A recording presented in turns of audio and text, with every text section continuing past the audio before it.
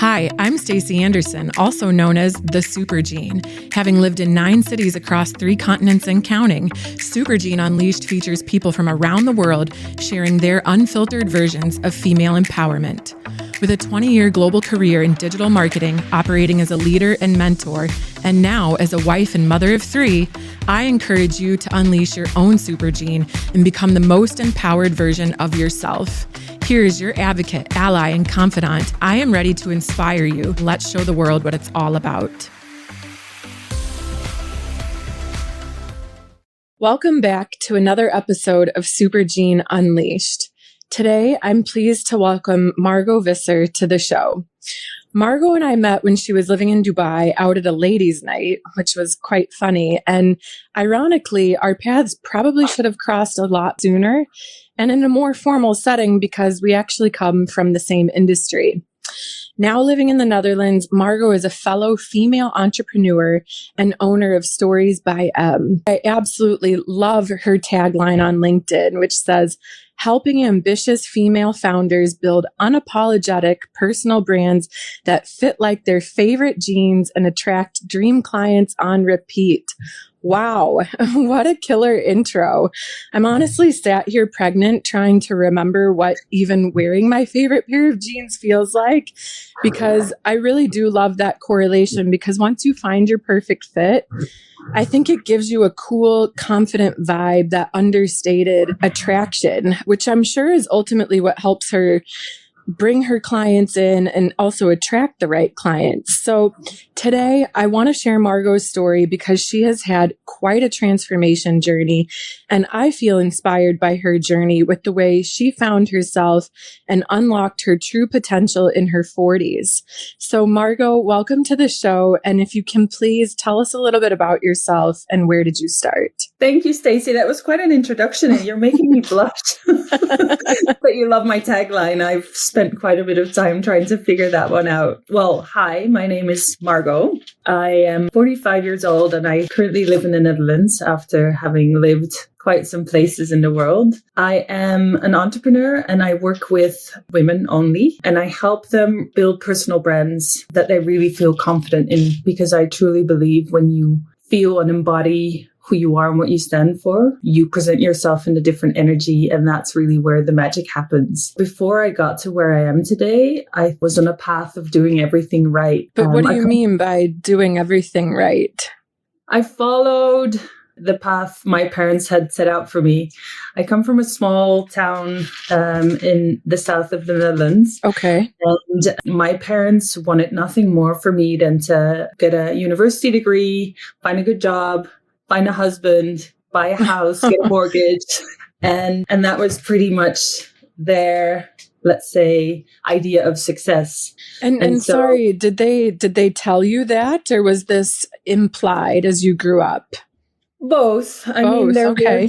They would say, get a degree, it will help you on your way in life. But also, they were strong believers in you find a life partner, you stick with them no matter what, you buy a house and get a mortgage. Those were the things that were said on repeat, but implied as well. So that's what I set out to do and did. That's how I really started life. And what did you decide to study then? Was there any pressure on what type of degree you needed to pursue? Yeah, funny you ask, because I have always been a creative soul. So from as young as I can remember, as early back as the memories go, I would be drawing, I would design clothes for my Barbies. Wow. I actually used to do similar things. I used to actually cut the hair of my Barbies. Oh, yes, so did I.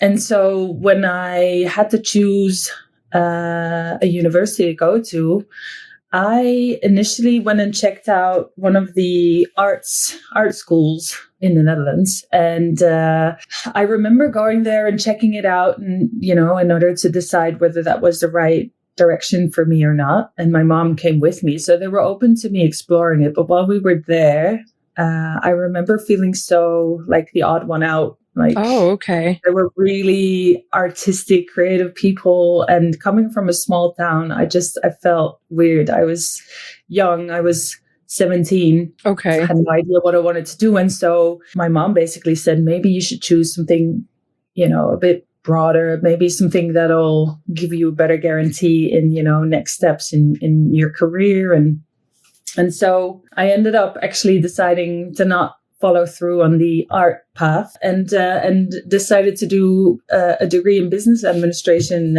instead, which was like a 180 from what I wanted to do. That is quite a 180. To be honest, though, when I first went to college, I wanted to be a meteorologist. Oh, wow. So I studied atmospheric science, and I quickly realized that was not what I wanted to do. I hated the math part, and then I switched to communication, which was also a broad degree.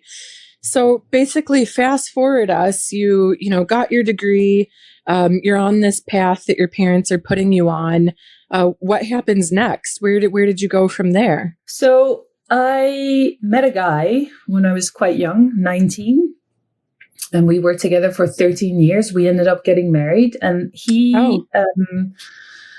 was the one that got offered a job in Dubai. And so we moved in 2007. We moved to Dubai, and then after 3 years of being there together, we separated.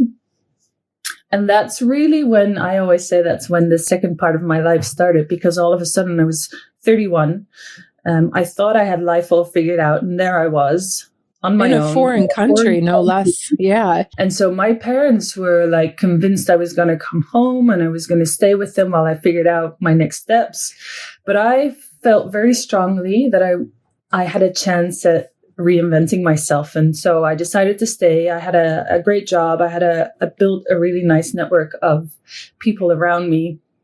And so I was like, if there's anywhere I can, figure out who I am and what I want to do with life, this is it, because I'm so far away from everything I've ever known. It doesn't matter what I do because no one's going to judge me, because this is for me. So I did. And I ended up spending another 10 years on my own while I really started the first sort of transitional phase of really trying to figure out, because until that point I had either had my parents to tell me or imply what they wanted me to do. And then, I got married, and I've never even lived on my own before. So wow. I had zero, let's say, knowledge of who I was and what I wanted in life. So, it was a great opportunity to figure that out. Yeah, exactly. It's almost like you needed the carpet pulled beneath your feet in order to have that independence. And I think it's a really pivotal age, at 31. I mean, there's a lot of different life stages, I think, as you become an adult. And I can definitely remember the first time that I lived on my own, a bit of a scary feeling. It was like the shelter and the comfort of a safety net, if you will, is a bit gone. But I also think it's important in terms of self-discovery and understanding Absolutely. Who you want to be. Yeah. And when you're sometimes in a relationship, especially at such a young age, 19 is incredibly young, in my opinion. Exactly. What do you know? What do you know about yourself and of exactly. the world? And it's almost like you grow and shape yourself according to that other person, rather than knowing who you are before you enter the relationship. So that's really bold that you decided to stay, especially that you had only been here 3 years. You had your partner in crime, if you will, to kind of navigate this new environment, being in a culturally different place. From the Netherlands to the Middle East, it's definitely was a big culture change, I'm sure. And, having to figure things out. And for the people that might be tuning in that don't know, it's actually quite hard to live in Dubai, and because you are sponsored by your employer. So as well, to be single and on your own, and knowing that you have to for sure have a job to stay here. So I assume that because your career was going so well at that point in time, you had the confidence to stay. Yeah. And the smart thing I did was I don't know why, but I must have felt or known somewhere that I never got on my husband's visa. So I always had my own visa, and I always had a job. That was key for me. I wanted my independence that way. That's really mature of you because, again, like just in my experience, I find a lot of women are looking for the man to carry that load, and this is just an important showcase that no matter what, it's you taking care of you. And Yeah. it's really nice that you had the foresight to think about that and have your own money, because imagine if you had not, you would be a little bit at his mercy, The first couple of years after our separation were hard financially because all of a sudden I had to pay for everything on my own. I had to obviously organize stuff, move out, find a place to live. So, but I so strongly felt that that's what I wanted. I wanted to stay. And so I think it's also addictive when you start feeling that, you have control over your life, you get to decide, and every decision that you make gets you closer to where you want to go. So right. I ended up working my way up the ladder, the corporate ladder, and, increased my income. And so life became easier and easier and actually better and better, really good. So it was a great reward.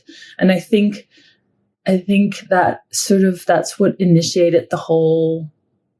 When we moved to Dubai is a place that moves so quickly, and it's contagious. So I started changing and developing and noticing that, hey, I have a voice, I have an opinion, I can do things on my own. And so we ended up just, I guess, growing apart because he wasn't changing as quickly as I was. So that makes sense. And that can definitely happen when you change an environment. Who you were maybe doesn't fit that environment. So jumping a little bit forward, obviously that was a pivotal moment in your life. You chose to stay in Dubai. What happened towards the end of your stay in Dubai? Well, I guess you could say that life caught up with me. Life in Dubai caught up with me. My life has always been sort of a go with the flow kind of situation. So things would happen to me. I'm naturally a very relaxed person. And so I didn't really have a very clear idea of where I wanted my life to go. So things just kind of happened to me. So when I moved to Dubai, I ended up rolling into media. Okay. And I love that career, but it's super fast paced. And I ended up burning out. So I decided to quit. And then I rolled into startup side and worked with startup tech companies on the sales side. And while that was a bit more relaxed, it was still, I don't know, I feel as time went on, I just kept feeling stuck. And one of my key core values is freedom, as I discovered in Dubai. Okay. And so I started thinking about, what does freedom mean to me? And the things that I'm doing today, are they really, in service of getting you closer to freedom? And they weren't. I was not doing so well on the people telling me what to do, the big expectations. But later on, I realized that it also means that I get to choose the people I work with. I get to choose the hours I work. I always struggled with the 9 to 5 because I believe not everyone's built the same way. And we're not. Actually, I don't know if you've checked out the research, but women in specific are not built for the 9 to 5, though here it's 9 to 6. Biologically, our bodies are not built that way. And if you want to construct the perfect work cadence for a woman, it would follow her menstrual cycle. It's built for a man. Like the whole world is. Yeah, exactly. So, there were all these things that I struggled with. And then I ended up, like I say, everything in my life has sort of happened to me. I ended up being made redundant in my last job. I was working for a startup that was selling mobile data. Okay. And they got hit badly by the pandemic. So in the pandemic, they made me redundant. How did you feel during that moment? Were you surprised or not very surprised? I was surprised, but also I think maybe 2 years before that point, I had already started thinking about, I always say Dubai is like a coat. When you get to Dubai, that coat's really big and you're you're growing into that coat, so it fits you nicely. And then I had gotten to a stage where I had gotten too big for the coat. So I was, not feeling happy and comfortable. And I knew something had to change. I didn't really know what. And I thought the answer was to move somewhere else and to maybe take a break, take some time off, travel. But then, as time went on, that decision was made for me basically by being made redundant. And then in a period in time where I didn't have the freedom to travel where I wanted. So exactly. We were in lockdown, so you had to sit with your own thoughts. Exactly, which wasn't great, but helpful in a way. Initially, I wanted to stay. So I tried to find another job in Dubai, but it didn't really work out. I couldn't really find nothing that really excited me. And then I came to the realization, you know what, maybe this is a good thing. This is meant to happen. Maybe it's time for me to move back and spend some time with my family and figure things out from there. And so I did. I literally, within 2 weeks, packed up everything. 13 years of, carrying stuff around and got on a plane and moved back. And that was it. Chapter Dubai closed. How do you feel? I think it's now what, 5 years? 5 years since you've done it. Do you ever have any moments where you wish you would have stayed, or have things just changed so much now that you've been back? Obviously you've taken a completely different path, which I'd like to talk about.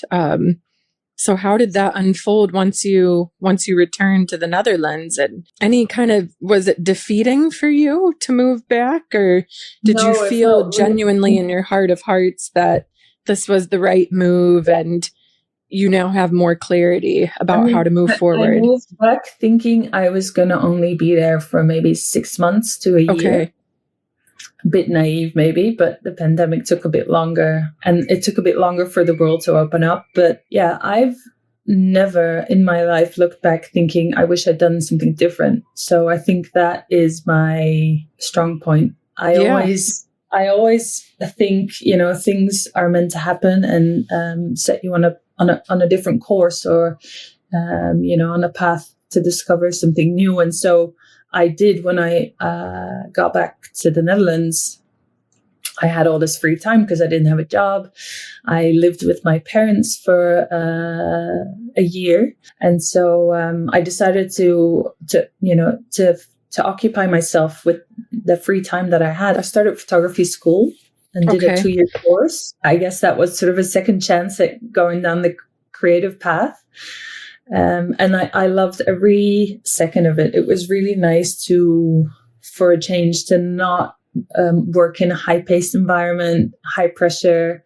It was just me and my creative ideas. And it was just really nice. And I think I also really needed that sort of downtime, that sort of reset. I remember when I got back to the Netherlands, the first maybe 6 months to a year, I was just tired. I slept and spent lots. It's almost like an energetic detox. Like you had to shed all of the built up energy that was kind of weighing you down from probably being in the wrong field. Because even you had said it earlier that, before you were made redundant, something kind of deep down inside you was feeling a bit off for the past couple of years. And so photography and having that downtime helped you to release all of those feelings. So I guess you could say because I had up until that point basically lived a life in service of others and like wanting to obviously please others.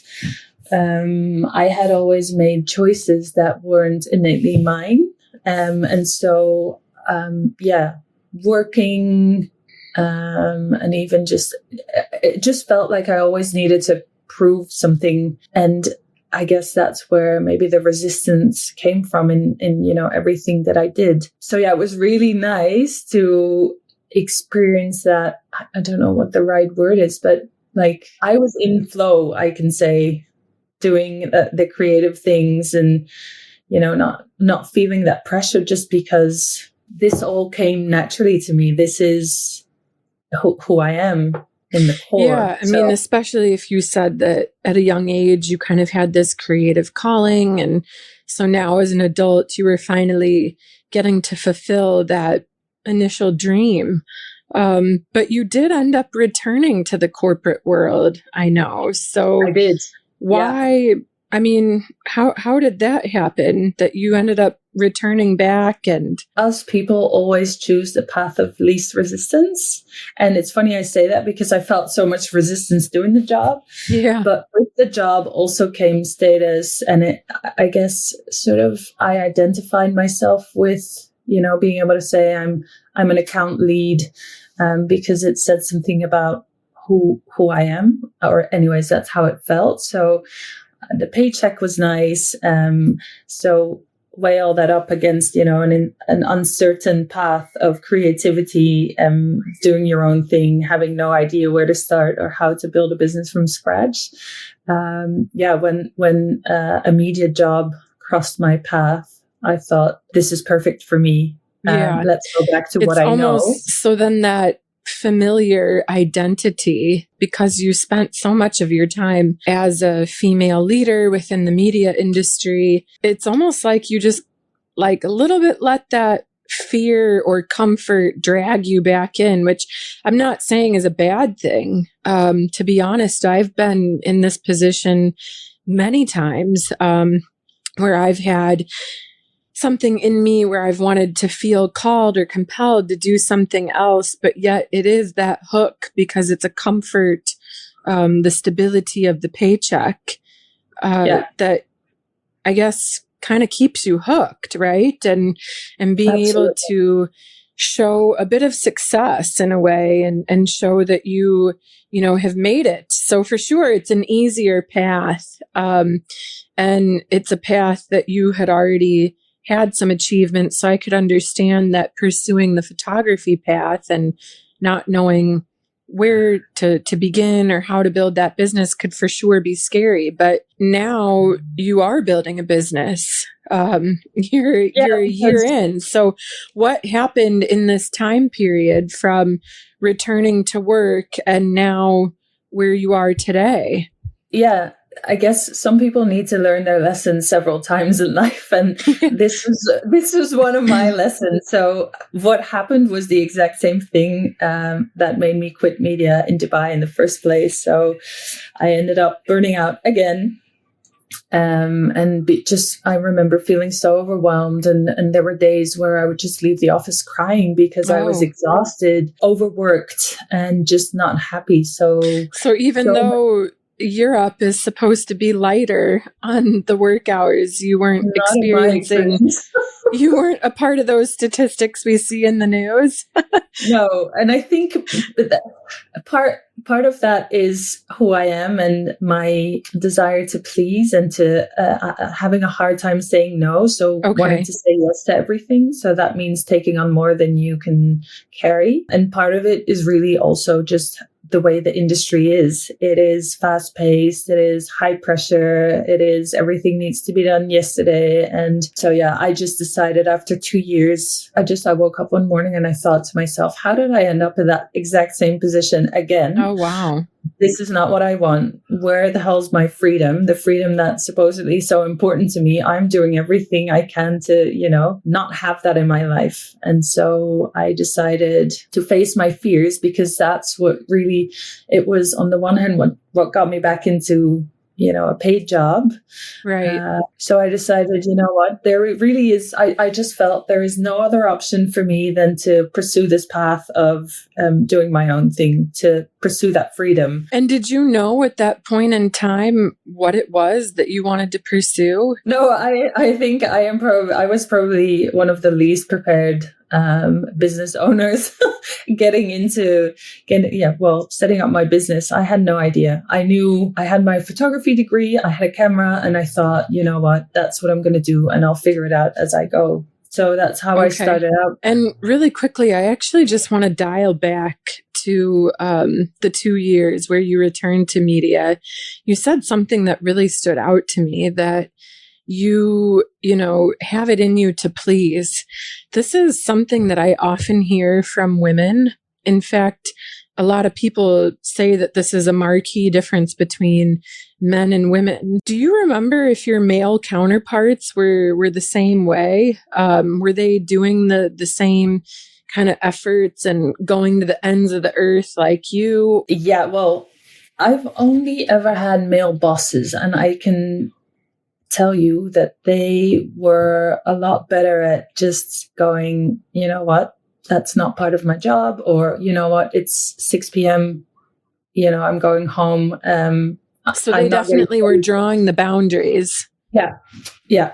And I think part of women wanting to please, but specifically me, was feeling that I wasn't good enough and I had something to prove. So I just wanted to show my worth by doing. But even though, like, there wasn't a point in time where you thought, okay, I can still show my worth by doing, but maybe imparting some boundaries, I can still be successful doing that. Or just you felt like having the overload maybe showcased that you could do more, you could handle more, you had the strength to do it all. Yeah, I've always felt that that's how I show worth, but by being strong, by not asking for help and just getting the work done, not complaining. And these traits now, have they transformed into your new companies? So obviously, you had the 2 years back, you had the same awakening for a second time, and you felt all the same things and you decided to quit, which is really impressive, by the way, because I think, again, a lot of women that I've spoken to, they reach this point where they want to quit, they want to take the leap, but they're too afraid to. And with the first time that you had this pivot in life, the quitting was forced upon you because you were made redundant. How did you take that step? And when you walked in and decided to quit, you really didn't have a plan, as you stated. You weren't sure what you were going to do. So where was this courage coming from? It wasn't courage. It was just I had no other option. I had to either quit or literally you were just down. Too burnt out. There was no other option. I just could not carry on the way I was carrying on. So in a way, that's what saved me. And how did you feel once you quit and you left and you parted ways? I felt very relieved. I felt very proud of myself for actually, giving up a good job. But I also felt and knew that, all the money in the world couldn't buy me the happiness and the freedom that I was looking for. So that's why I say I felt like I had no other option, because what is a filled bank account if, you're leaving work crying every day and you're not happy and you feel that you have no work-life balance and all you do is work. It's so true. And a lot of people think that, if I, get that raise or that promotion or that bonus or make this much more money, that the happiness will follow, and it doesn't. It doesn't. It really doesn't. The funny thing is, though, it was a process. After I quit, you go through a period of, oh my God, I'm no longer this, whatever, high-flying career person. And also I had no idea how I was going to build a business. And you didn't know what the business was going to be at that point, right? I just know I have a camera, I can take photos, and people need photos. There's so many people starting businesses that need photos. So that's what I'm going to do. And so that's, I guess, how I started. But I was so shy to promote myself.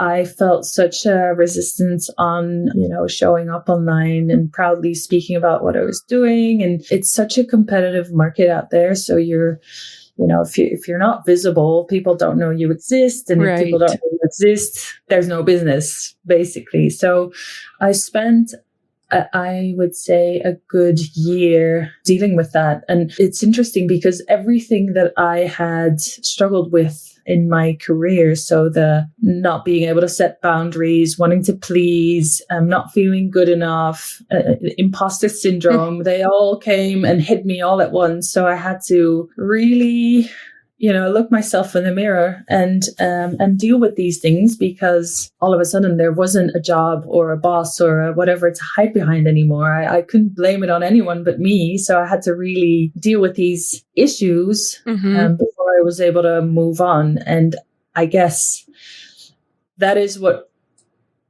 in the end, put me on the path of, because I realized through my conversations with other female entrepreneurs, and obviously the women I worked with photographing, that they were facing these same struggles. The same like inner battlefield of putting themselves out there and doubting, imposter syndrome.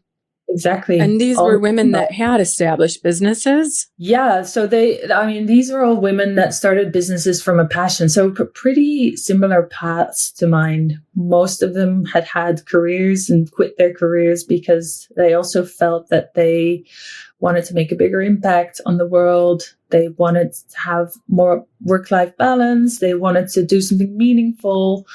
And how did you find these women? So I joined a few networking clubs. Okay. Just initially for me to, because when you're a solopreneur, you don't have colleagues, right? Whereas when you work for a boss or a bigger company, you work in a team, and usually in the team you can sort of vent about the things that you're experiencing, or ask questions, or get help, or whatever, have a mentor. But when you're on your own, you don't have that. So I thought it was really important to surround myself with women that had chosen similar paths, that were going through the same things. And in doing that, I realized that, and funny enough, I think it's mostly women that experience these struggles of not feeling worthy enough, the self-doubt, the imposter syndrome. So yeah, it put me on a path of, wanting to understand why that is, but also realizing from my own journey, and also seeing that in other women, that starting a business and the way you show up in the world really starts from within yourself, and the way you look at yourself and the way you feel about yourself. So yeah, my business then kind of merged from being a photography business to helping women build brands, and more than brands, really building confidence and the belief in themselves that they, are unique, they're good at what they do, and they're worthy of a thriving business. So the fact that you went through a bit of this journey yourself, it qualifies you to be able to speak to women who are facing the same thing and help them to almost use those, I guess, negative feelings in order to fuel it into establishing a confident business presence or brand identity as the face of their company, correct? Because I walked the path, I understand them so well. And I got to a point where I was like, you know what, I can continue living my life wanting to please others, or I can put a stop to it and say, I'm going to live my life for me right now. And anyone that has a problem with it can basically go do one. If you want. Exactly. I think it's a really empowering place to reach. You made so many decisions based on what other people wanted you to do. It started with college. It actually even started with the decision to go to college. And in this day and age, so many people are choosing to not take that path, or they're struggling with the choice. And so it's basically like you're saying that you took all these years to end up at this point where you feel strong enough to be able to do what you want. And so when it comes to your business, I think it's really interesting how you have taken your passion for photography. You basically learned through being a part of these networking groups a sweet spot of building brands for women. But I want to ask you, why did you choose to only focus on women for your business? And do you think that this decision has limited your growth potential? Have you faced any backlash from this or about this? Because it's interesting when I talk to some men and I actually tell them, for instance, about this podcast and focusing on female empowerment, I get quite a lot of negative replies from the men. And I feel like there's this low key bubbling up of men feeling a little bit frustrated with the whole movement that we've experienced in these past several decades with, female empowerment, putting women in leadership positions, countries and companies striving to have gender balance. And here you say, I don't really care. This is who I am. Stories by M is 100% focused on women. And I think that's really bold to take that decision. So I'm super curious to hear about why did you do this? The fact that men react the way they do is probably reason enough that we still need to, empower women and give them a platform. 3 reasons, I think, why I decided to work with women. 1, because I am one and I understand them better than anyone, I guess. And because I've walked the path, but also because I think societally, women still have bigger expectations to live up to than men do. And so that puts them in a position of feeling that they have to work harder or feeling that they have to act a certain way or choose certain paths in life. And I see that a lot more in women than I do in men. Men have this innate sort of confidence, I guess, even though it may not always be the case, but men in that way definitely have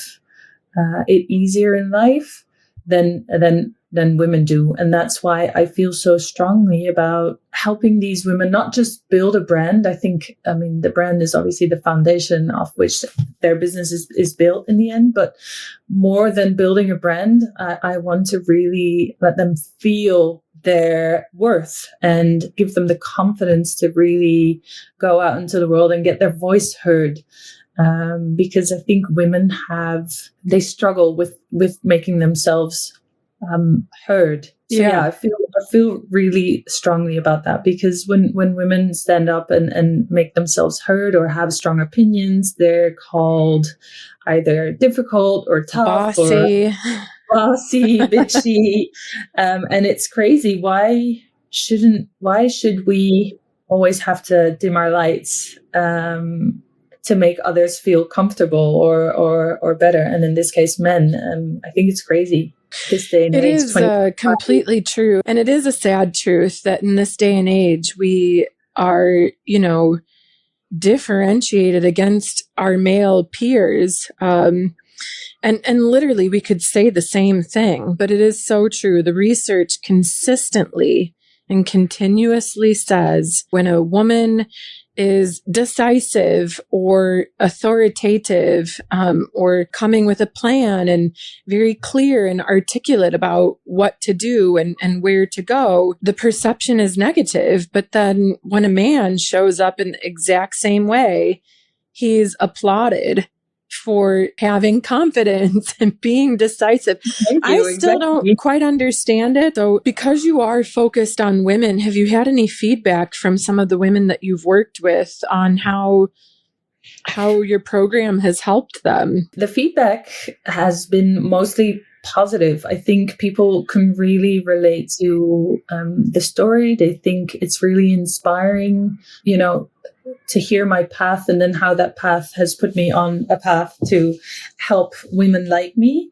And in the women that I've helped so far, I can really see a massive shift in how, their mindset changes and in the sense that they become more unapologetic. They become more, I don't give two shits about what I want to, or who gets offended by the things I have to say, because I have to say them. I'm living life for me and not for anyone else. That must be incredibly rewarding to watch a woman that you work with go through almost the same journey that you went through. And it must be rewarding to know that you had a part of that.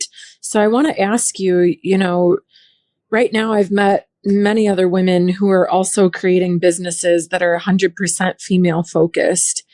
And they're in earlier stages than you are. They also seem confident like you in taking this approach in terms of having a business that's only for women. But for other women who are listening that are contemplating whether to pursue a business that's purpose-built for women, what advice would you give them? Follow your heart. If in your heart, I mean, for the longest time, I followed my head because my head was telling me things. But as soon as I started following my heart, and it was very strongly telling me to help other women, that's when things started flowing. So stop overthinking and start doing. You know, it's so funny that you say that, because that was actually my father's continuous piece of advice to me. He always said, Stacy, follow your heart. Anytime I asked him about what to do, decision to make, this is always what he would reply me. So I think that's a really great piece of advice. I think that a lot of people get stuck in differentiating their heart, their calling, that inner emotional pull with the rational side of their brain. And I think that's a really great piece of advice for all the women that are listening today, that if you're feeling in that place, you really should just bite the bullet and listen to your heart. So I think that's a really great place to leave things. I want to ask you a couple of super quick questions before we leave. So obviously the name of the podcast is Supergene Unleashed. So Margot, I would like to know from you, what do you think is your supergene? What's your superpower? My superpower is being able to see potential in people. So when I start working with women, they tend to be blind to their own, uniqueness. And I instantly see and recognize it and then help them see it too. So that's my superpower. That's wonderful. I love it. Well, thank you so much for coming to the show today. And thank you, my dear listeners, for tuning in today. I really hope that you feel inspired and encouraged. And if you're currently facing a crossroad and not entirely loving how you spend your time, you've been thinking about pursuing a side hustle, or maybe you've started a side hustle and you aren't so sure what direction to take, I genuinely wish for you to feel encouraged that it's never too late to start. Especially, Margot, you said you're 45 years old. You have just gotten started. There's no stopping you. Can you just quickly tell everybody how they can find you? You can find me on Instagram under Stories by M, and on LinkedIn as Margot Visser, and my website, storiesbym.com. Thank you so much for tuning in today, and I hope you feel empowered from the episode. You can connect with me at supergeneunleashed.com and on Instagram at supergeneunleashed. Please share your thoughts, and I look forward to connecting with you. And until next time, keep on shining and showing the world your supergene.